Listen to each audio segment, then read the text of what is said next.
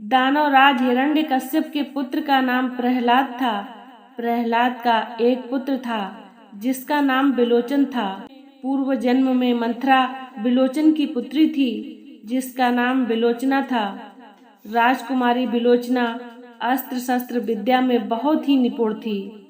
प्रहलाद महान व्यक्ति थे, वैसे ही उनका पुत्र भी महान था। जब प्रहलाद अपने पिता की मृत्यु के बाद राजा बने, उन्होंने भगवान विष्णु की भक्ति के साथ साथ अपने राज्य पर राज किया और परंपराओं के साथ रहने लगे। राक्षस जाति विष्णु और शिव को अपना आराध्य मानने लगे थे और वहीं से उन्हें भगवान शिव और भगवान विष्णु की दोनों की कृपा प्राप्त होने लगी थी। किंतु राक्षस होने के कारण वैष्णव बनने से उनके अंदर सद्गुण आ गए थे। ज्यादातर लोग शाकाहारी और नियमित संध्या भजन करने लगे थे। धर्म की वृद्धि हो रही थी, अधर्म समाप्त हो रहा था। भक्त प्रहलाद जब बूढ़े हो गए और उनका पुत्र बिलोचन बड़ा हो गया, तब प्रहलाद ने बिलोचन को राजा बना दिया और खुद प्रहलाद संन्यास लेकर पूरी तरह से प्रभु की भक्ति में लीन हो गए। एक बार महाराज बिलोचन दिग्विजय के लिए निकले। उन्होंने पृथ्वी लोक ही नहीं, स्वर्ग को भी जीत लिया और इंद्र को स्वर्ग से निकाल दिया। इधर देवराज इंद्र अपना सिंहासन छिन जाने के बाद भगवान विष्णु के पास आए और उनसे रक्षा की गुहार मांगने लगे। भगवान विष्णु ने कहा, बिलोचन एक धर्मपरायण राजा है, मैं उसका वध नहीं कर सकता। वह एक बहुत बड़ा दानी होने के साथ साथ वह मेरे भक्त प्रहलाद का पुत्र भी है, अतः मैं उसका कभी भी अनिष्ट नहीं कर सकता। परंतु मैं तुम्हें एक उपाय अवश्य बता सकता हूँ। महाराज बिलोचन हर दिन सुबह दान देते हैं और उनके दरबार से कभी कोई खाली हाथ वापस नहीं लौटता। अगर तुम दान स्वरूप उनसे अपना स्वर्ग मांग लो तो तुम्हें वह खाली हाथ नहीं जाने देंगे। इंद्र प्रातः काल उठे और ब्राह्मण का वेश बनाकर बिलोचन के पास पहुँचे। फिर इंद्र के मन में कपट की भावना आ गई। उसने सोचा कि स्वर्ग तो दान में ही मिल जाएगा, लेकिन मुझे पूछेगा कौन, मेरी पूजा कौन करेगा?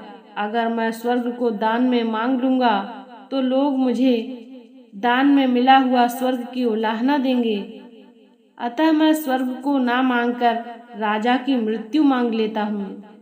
इंद्र राजा के पास पहुँचे और उन्होंने राजा से संकल्प लेने के लिए कहा कि वह जो मांगेंगे आप उन्हें मना नहीं करेंगे।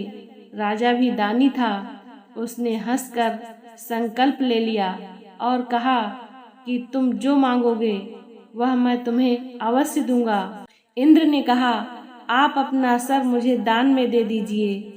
और राजा बिलोचन वचन से बंधे हुए थे, यानी संकल्प कर चुके थे। बिलोचन ने कहा, आप ब्राह्मण तो नहीं हो सकते, किंतु मुझे अपनी पहचान बताओ। तब इंद्र ने टाल मटोल किया। बिलोचन ने कहा, हे भगवान, अगर मैंने आपकी पूजा सच्ची श्रद्धा से की है और जीवन में कोई पाप नहीं किया है तो इस ब्राह्मण बने व्यक्ति का असली रूप मेरे सामने लाएं। बिलोचन के ऐसा कहते ही इंद्र का डरा हुआ सहमा हुआ चेहरा सामने आ गया और तब दिग्विजय करने वाले महाराज बिलोचन हंस पड़े। हे इंद्र, तुम छल से मेरे शीश को मांग रहे हो और तुम्हारी वजह से मेरी मृत्यु हो रही है। तुम ज्यादा दिनों तक राज नहीं भोग पाओगे, क्योंकि मेरी संतान तुम्हारे इस कपट का बदला जरूर लेगी। ऐसा कहकर महाराज बिलोचन ने अपने शीश को काटकर इंद्र को दे दिया और इस तरह इंद्र के छल के कारण बिलोचन मारा गया। यह दृश्य देखकर महाराज के दोनों पुत्र और पुत्री बिलोचना बहुत दुखी हुए। बूढ़े भक्त प्रहलाद और बिलोचन की संतानों ने इंद्र से बहुत प्रार्थना की कि वह उन्हें अपने पिता का शीश वापस दे दें, लेकिन इंद्र ने शीश नहीं दिया। इसी वजह से बिलोचन का दाह संस्कार बिना शीश के ही करना पड़ा। इंद्र अपने स्वर्ग को चले गए। राजकुमारी और उसके भाइयों को बहुत ही क्रोध आया। राजकुमारी ने अपने भाइयों के साथ मिलकर स्वर्ग पर आक्रमण कर दिया। राजकुमारी बिलोचना सभी अस्त्रों शस्त्रों से सुशोभित थी। वह बहुत ही शक्तिशाली थी और उसे सारी विद्याएं भी आती थीं। राजकुमारी ने नागपाश का प्रहार करके सभी देवताओं को उसमें बांध दिया। देवताओं ने राजकुमारी से प्रार्थना की कि वह उन्हें छोड़ दें, किंतु राजकुमारी देवताओं से बदला लेना चाहती थी और वह किसी भी कीमत पर उन्हें छोड़ने को तैयार नहीं हुई। इंद्र किसी प्रकार जान बचाकर भगवान विष्णु की शरण में पहुँचे। भगवान विष्णु ने राजकुमारी से सभी देवताओं को छोड़ने का आग्रह किया। राजकुमारी ने अपने विद्या के अहंकार में भगवान विष्णु को तिरस्कार और अपमान किया। तब भगवान विष्णु ने गरुड़ का आह्वान करते हुए कहा, इसके नागपाश को यहीं पर समाप्त कर दो। और हजारों गरुड़ एक साथ प्रकट हो गए और एक एक करके वह सारे नागों को खाने लगे। देवताओं के प्राण बच गए, किंतु राजकुमारी अपने साथ कपट होने से क्रोधित थी। अतः वह गरुड़ सेना पर आक्रमण करने लगी, तलवार लेकर उनके पंखों को काटने लगी। यह देखकर गरुड़ क्रोधित होकर राजकुमारी पर सेना के साथ टूट पड़े। इतने सारे पक्षी और अकेली राजकुमारी गरुड़ से कैसे बचती। गरुड़ सेना की चोंच के प्रहार के कारण राजकुमारी के शरीर का अंग भंग हो गया और उसका चेहरा कुरूप हो गया। सभी पक्षियों ने मिलकर राजकुमारी की पीठ को नोच डाला, जिसके कारण उसकी पीठ पर भयानक घाव हो गया। इसी कारण से उसकी कमर झुक गई और उसकी पीठ पर कुबड़ निकल आया।